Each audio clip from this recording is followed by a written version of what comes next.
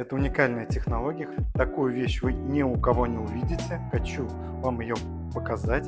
Это Антонио Лупи. Вот эту вот раковину делают из нескольких кусочков.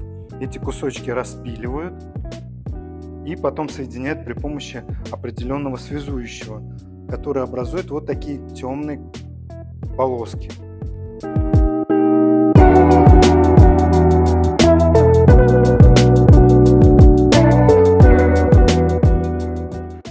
Друзья, делайте себе заметки, сохраняйте, ставьте лайки, если вам понравилось.